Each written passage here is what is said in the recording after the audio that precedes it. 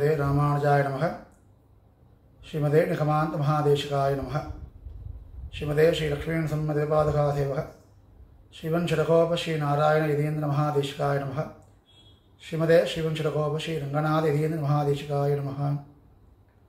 यत्पदाम्बोर्हत्यान विद्वद्धाशेषकल्मषः वस्तुतामुपयोदोहं यामुनेयं नमामितं। यो नित्यमच्युतपदाम्बुजयुग्मरुग्म व्यामोहतस्तचिद्राणि मेने अस्मद्गुरोर्भगवतोऽच देवसिन्धोः रामानुजस्य चरणौ शरणं प्रपद्ये। ఈరోజు భగవద్గీత గీత జయంతి. ఈరోజు కన్ననంబర్మాన్ తన ప్రియమైన సఖ భక్తుడు అర్జునుడికి గీతని ఉపదేశం చేసిన రోజు. ఈ గీతలో కృష్ణుడు 18వ అధ్యాయంలో చాలా విషయం ఉపనిషత్తులో అక్కడెక్కడ ఉన్న అన్ని రత్నమైన విషయం అన్నీ కలిసి తీసుకొచ్చి గీతోపనిషత్తాక మనకి ఇచ్చిన రోజు ఇది. పాత్సోవర్త్సలగా సుధీర్భోక్త అంటారు. ఉపనిషదన్ని గోవులాక గోపాలులాక కృష్ణుడి నిల్చొని వత్సలాక అలాంటి ఒక తోడాక అర్జునుడు నిలుచుండారు. మనమందరికీ గీతాన్ని అమృతం క్షీరం దొరికింది.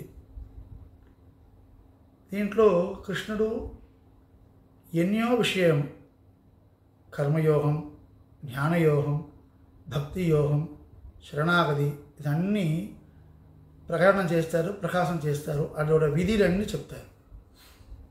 ఇది తనకి చాలా ప్రియమైన ఒక యోగం అని చెప్పినది భక్తి యోగం, శరణాగతి మార్గం, భక్తి యోగం. తన భక్తుడు ఎలా ఉండాలి, తన భక్తుడు ఎలా మన దగ్గర ఉండాలి అని కృష్ణుడు చెప్పిన అధ్యాయము 7, 8, 9 అధ్యాయము. మనం ఈరోజు గీతయ స్మరణం చెయ్యాలి కదా. సో కృష్ణుడు భక్తి యోగం గురించి, తన భక్తుడు ఎలా ఉండాలి దాని గురించి చెప్పిన ఆ శ్లోకం, ఆ అధ్యాయం నుంచి 9వ అధ్యాయం భక్తి యోగ. ఈ అధ్యాయం పేరు రాజవిద్య గుగ్య విద్య అని పేరు. రాజగుగ్యం అని పేరు. అంటే గుగ్యం అంటే పరమ రహస్యమైన ఒక స్వామివారి దగ్గర పోవడానికి ఒక రాజబాట. ఇది రహస్యమైన రాజబాట. చాలా ఉపనిషత్తులో అన్ని ఉపనిషత్తులో చాలా గుగ్యమైన రహస్యంగా పెట్టిన ఆ భక్తి యోగంని ఈ గీతలో స్వామివారు మంచిగా మనకి ప్రకాశం చేశారు. ఆ 9వ అధ్యాయంలో చివరి పాసురం, చివరి ప్రబంధం, చివరి శ్లోకం 34వ శ్లోకము. దాంట్లో తన భక్తుడు ఎలా తన దగ్గర ఉండాలి, ఏం చెయ్యాలి, ఒక భక్తుడు ఉన్నారంటే ఏం చెయ్యాలి అది చెప్తున్నారు. ఈ గీత జయంతి రోజుకి ఆ భక్తి యోగంలో స్వామివారు చెప్పిన భక్తుడు లక్షణం, భక్త లక్షణం, దాని గురించి మనం ఇప్పుడు స్మరణ చేసుకోబోతున్నాము. శ్లోకం చదివి అదికి పరమ కృపైన కారే కరుణై రామానుజా ఈ కడలిడత్తిల్ యారే అరివ నేను అరుళైన తన్మై అని చెప్పబడిన భగవద్ భాష్యకార శ్రీ రామానుజ స్వామి ఈ గీతకి గీతాభాష్యం అని ఒక అద్భుతమైన ఒక వ్యాఖ్యానం అనుగ్రహం చేశారు. ఆ వ్యాఖ్యానం వల్ల, ఆ వ్యాఖ్యానంలో స్వామివారు ఏం చెప్తున్నారు, అసలు మనం ఏం తెలుసుకోవాలి ఇతన్ని మనం చూసుకోబోతున్నాము. ఫస్ట్ శ్లోకము. మన్మనాభవ మద్భక్తో మధ్యాజీ మాం నమస్కురు మామే వైష్యది యుక్త్వైవం ఆత్మానం మత్పరాయణః. ఇది గీత శ్లోకము. మన్మనాభవ, ఎప్పుడు ఒక మధ్యలో అడ్డ లేకుండా తన హృదయంలో ఎప్పుడు నన్నే పెట్టుకోవాలి. అలాంటి ఉన్నవారు నా భక్తుడు. మధ్యాచి నన్నే ఆరాధన చెయ్యాలి, మాం నమస్కురు ఆయనే నమస్కారం చెయ్యాలి, మత్పరాయణగా ఆయన పాదారవిందమే ఆశ్రయణంగా మనం ఉండాలి.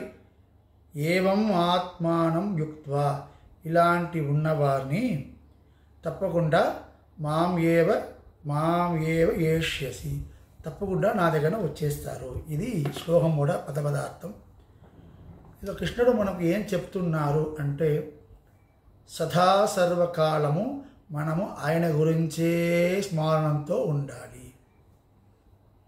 ఈ శ్లోకంలో స్వామివారు 6 సారి మాం అనే తన గురించి మళ్ళీ మళ్ళీ చెప్తూనేవారు. మన్మనా భవ మద్భక్త మధ్యాజీ మాం నమస్కురు అని తన్న స్వామివారు చెప్తూనే ఉన్నారు.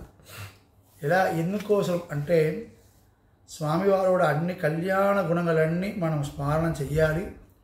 ఆ కళ్యాణ గుణం వల్ల స్వామివారితో మనం పరిపూర్ణంగా భక్తితో ఉండాలి. మన్మనా భవ తైలధారావద్ అవిచ్ఛిన్న స్మృతి సంతాన రూపం. ఇది రామానుజుల భాష్యంలో. ఒక తైలం ఉంది కదా, ఒక ఆయిల్ ఉంది కదా, అది పైనుంచి కింద వచ్చిన ఒక ధారలాగా వస్తుంది. అదే నీళ్ళు అంటే అక్కడక్కడ స్కాటర్డ్ అవుతుంది.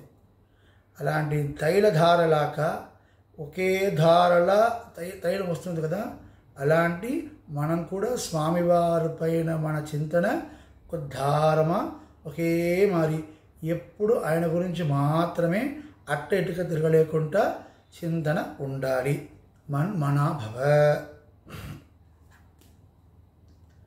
మద్భక్త భవ అంటే స్వామివారి పైన ప్రీతితో ఉండాలి. భక్తి అంటే ప్రేమ అని అర్థం. స్వామివారి పైన మనకి పరిపూర్ణంగా ప్రేమ ఉండాలి, భక్తి ఉండాలి. ఆ భక్తి వల్లత భక్త్యాతు అనన్యా సఖ్యగా మామేవం విధోర్జున. కృష్ణుడు చెప్తారు భక్త్యాతు. అది తు అంటే ప్రసిద్ధి శబ్దం అని పేరు. భక్తి మాత్రమే, కేవలం భక్తి మాత్రమే నన్న దగ్గర తీసుకొస్తున్న విషయం. భక్తి తప్ప వేరే ఏం విషయాలు నా దగ్గర రావడం కుదరదు. మీరు ఏం చేసినా కూడా భక్తి లేకుండా ఆ కర్మ కానీ, భక్తి లేకుండా ఆ జ్ఞానయోగం కానీ ఫలితం ఆవదు. సో భక్త్యాధు అని చెప్పినాక ఇక్కడ నాతో భక్తితో ఉండాలి. మధ్యాజీ ఆజ్యనంటే ఆరాధనం చెయ్యాలి. ఎప్పుడు దేవుడు ఆరాధన ఒక్కరోజు కూడా మనం వదిలేయవద్దు. ఆరాధన అంటే గంట కొట్టి నైవేద్యం చేయడం మాత్రం ఆరాధన కాదు. దేవుడికి ప్రీతికరమైన చేసిన ఒక్కొక్క కైంకర్యము ఆరాధనమే. సంధ్యావందనం దేవుడు ఆరాధనమే, శ్రాద్ధకర్మ దేవుడు ఆరాధనమే, పక్కన ఉన్న వారికి హెల్ప్ చేయడం అది కూడా దేవుడు ఆరాధనమే. ఏమి మనం చేసినా కూడా దాంట్లో దేవుడితో కలిసి చేయడం విషయం గుర్తులో ఉండాలి, బుర్రలో ఉండాలి. అదే మనకి దేవుడు ఆరాధన అవుతుంది. అదేవిధంగా ఇంట్లో ఉన్న స్వామివారు కానీ, గుడి ఉన్న స్వామివారు కానీ తప్పకుండా మనం దేవుడు ఆరాధన చెయ్యాలి. మధ్యాజీ తప్పకుండా ఆరాధన చెయ్యాలి. మాం నమస్కురు ఎప్పుడు ఆయన మనం నమస్కారం చేస్తే ఉండాలి. నమస్కారం అంటే వణక్కుడై తవనిదిని ఆళ్వార్ పాసురం. మనము భక్తుడు ఉన్నవారు ఇప్పుడు ఇలా ఉండకూడదు. అహంకారం ఉన్నవారు భక్తుడు కాదు. ఎవరికి తల పైకి ఉంది అహంకారంతో ఉన్నారో వాళ్ళు భక్తుడు కాదు. అదే కృష్ణుడు చెప్తుంది మాం నమస్కురు ఉన్నాలల్యాల్ యావరాలు ఒன்றும் குறைவேண்டேன். நம்மள ఈ శ్లోకంని అదుర్వాయుడి వ్యాఖ్యానంలో అనుగ్రహం చేస్తారు, ఉదాహరణ చేస్తారు. మాం నమస్కురు మనము ఎప్పుడు దేవుడు నమస్కారం చేస్తే ఉండాలి. మాం నమస్కురు మధ్యాజీ మాం నమస్కురు మామే వైషయుక్తాత్మ ఆత్మ ఏవం ఆత్మానం మత్పరాయణ. మత్పరాయణ అంటే శ్రీమన్నారాయణ శరణౌ శరణం ప్రపత్తే. ఆయన పాదార విందమే మనకు శరణం, ఆయన పాదార విందమే நமக்கு ఉపాయము సరి ఉపేయము సరి ఆ స్వామివారు పాదార విందమే. ఆయన తప్ప ఇంకొకరి దగ్గరన పోకూడదు. అనన్య గదిత్వం. శరణాగతిలో ముఖ్యమైన 2 విషయం, ఆకించన్యం, అనన్య గదిత్వం. అనన్య గదిత్వం అంటే దేవుడు తప్ప మనకి వేరే పోక్కడం లేదు, దేవుడు తప్ప మనకి వేరే ఆప్షనే లోకంలో ఉండకూడదు. ఇది మత్పరాయణ. ఏవం ఆత్మానం యుక్త్వా. ఇలాంటి ఎవరికి ఇలాంటి ఉన్నారో ఇది చెప్పి కృష్ణ మన్మనా భవ మద్భక్త భవ మధ్యాచీ భవ మత్పరాయణ మాం నమస్కురు. ఇలాంటి ఉన్నవారు ఎవరు ఉన్నారో మాం ఏవ ఏష్యసి. వాళ్ళు తప్పకుండా నా దగ్గర వచ్చేసారు, వాళ్ళని నేను తీసుకుపోతున్నాము, నా లోకంకి వారిని నేను తీసుకెళ్ళిపోతున్నాను తప్పకుండా అని చెప్తున్నారు. సో ఈ శ్లోకం నుంచి మనం ఏం తెలుసుకోవాలి అంటే, సదా సర్వకాలము దేవుడు పైన స్మరణంతో ఉండాలి, దేవుడు నామస్మరణంతో ఉండాలి, దేవుడికి ఆరాధన చెయ్యాలి, కృష్ణుని భోజనం చెయ్యాలి, కృష్ణుని సెలబ్రేట్ చెయ్యాలి, ఎప్పుడు ఆయన గురించే మనం చింతన ఉండాలి. ఇలాంటివి ఉంటే తప్పకుండా స్వామి ఆయన దగ్గర తీసుకెళ్ళిపోతున్నారు. స్వప్రీతయే స్వయమేవ కారయతి అని ఆయనే వచ్చేసి తీసుకెళ్ళిపోతున్నారు. సో ఈరోజు గీతా జయంతి రోజుని మనమందరూ ఈ గీత శ్లోకం వల్ల స్వామివారు మనకు ఏం ఆజ్ఞ ఇచ్చారో ఆ ఆజ్ఞపడి మనమందరూ ఉండాలి.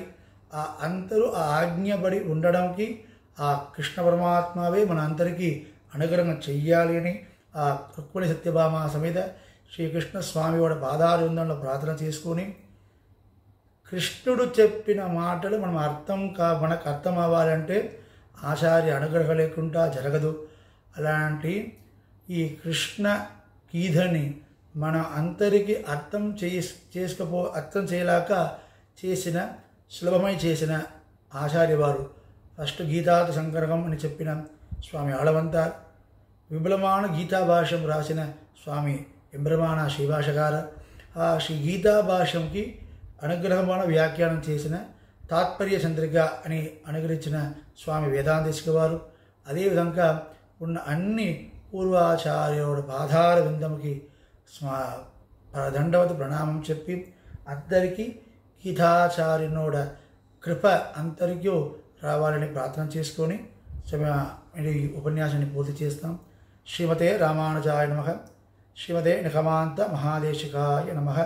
అస్మద్గురుభ్యో నమః.